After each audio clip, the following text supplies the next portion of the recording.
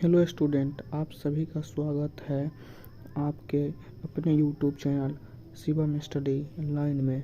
आज हम देखेंगे जो क्लास 10 का मोस्ट इम्पॉर्टेंट टॉपिक में से एक आता है, जो 2 नंबर क्वेश्चन बनाता है।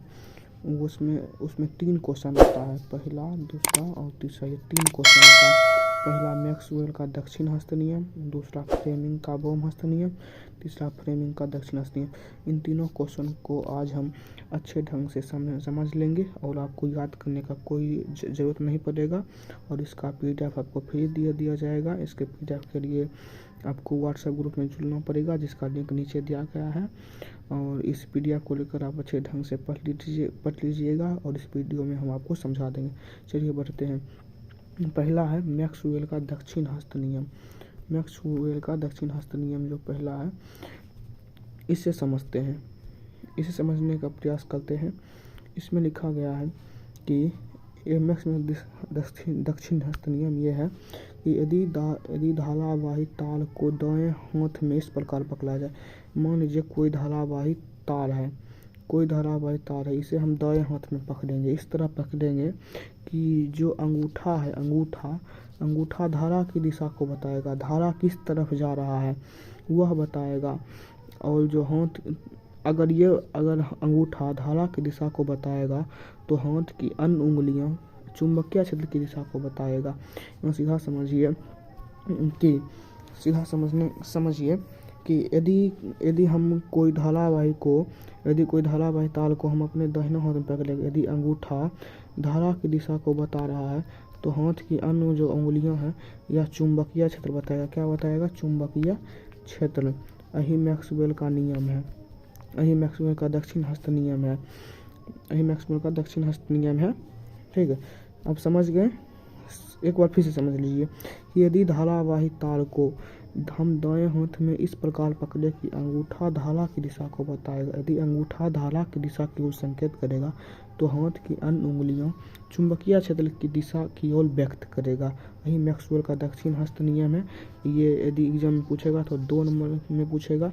और ये 3 क्वेश्चन जो बताएंगे इसे एग्जाम में पूछने का बहुत ज़्यादा चांस रहता है। आप इसे समझ लीजिए और एग्जाम में आप लिख पाएंगे। जब अगला समझते हैं फ्लेमिंग का बॉम हस्त नियम।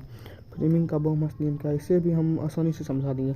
ये क्या है? फ्लेमिंग का बॉम हस्त नियम लिखा गया। देखिए, इस नियम के अनुसार क्या होता है। इस नियम के अनुसार यदि हम अपने बाएं हाथ की 3 उंगलियां, वो 3 कौन सी उंगलियां? तर्जनी किसे कहते हैं? जो होता है 2 नंबर पे होता है, अंगूठा साइड से 2 नंबर पर जो उंगली होता है उसे तर्जनी कहते हैं। मध्यमा जो बीच वाला होता है अंगूठा, आप तो जानते हैं, को परस्पर लंबवत धरेंगे। ये नहीं कि 60 डिग्री कोण, लंबवत 90 डिग्री के कोण पर रखेंगे। यदि इस प्रकार लिखेंगे कि तर्जनी चुंबकीय क्षेत्र की दिशा बताएगा, मध्यमा धारा की दिशा की ओर संकेत करेगा। तो जो अंगूठा होगा वह धारावाही चालक पर लगे बल की दिशा की ओर संकेत करेगा। फिर यहाँ समझिए 3 उंगली है, कौन सा है? एक है तर्जनी, एक है मध्यमा, एक कौन सा है? मध्यमा, और एक है अंगूठा है। ठीक है, अब यहाँ समझते हैं कौन सा। ये जो तर्जनी है ये चुंबकीय क्षेत्र की दिशा बताएगा। और ये क्या बताएगा? चुंबकीय क्षेत्र की दिशा। और ये मध्यमा है, ये बताएगा धारा की दिशा। अगर ये दोनों ये संकेत करेगा तो अंगूठा जो होगा वह धारावाही चालक पर लगे बल की दिशा की ओर संकेत करेगा। यही फ्लेमिंग का बॉम हस्त नियम है। इसे एक बार फिर से हम समझने का प्रयास करते हैं। इस नियम के अनुसार यदि हम अपने बाएं हाथ की 3 उंगलियां तर्जनी, मध्यमा और अंगूठा को परस्पर लंबवत इस प्रकार फैलाए कि तर्जनी चुंबकीय क्षेत्र की दिशा, मध्यमा धारा की दिशा की ओर संकेत करता हो, तो अंगूठा धारावाही चालक पर लगे बल की दिशा की ओर संकेत करेगा। यही फ्लेमिंग का बॉम हस्त नियम है। यदि आप इसे समझ गए तो आप समझ लिए कि आपको एग्जाम में 2 नंबर आ गया, क्योंकि ये क्वेश्चन बहुत इंपॉर्टेंट, खास करके बॉम हस्त नियम। दक्षिण हस्त नियम भी इंपॉर्टेंट है लेकिन इसके तुलना में कम है। अब हम फ्लेमिंग का दक्षिण हस्त नियम समझ लेते हैं, जो सबसे लास्ट होगा। अब ये समझते हैं फ्लेमिंग का दक्षिण हस्त नियम क्या कहता है।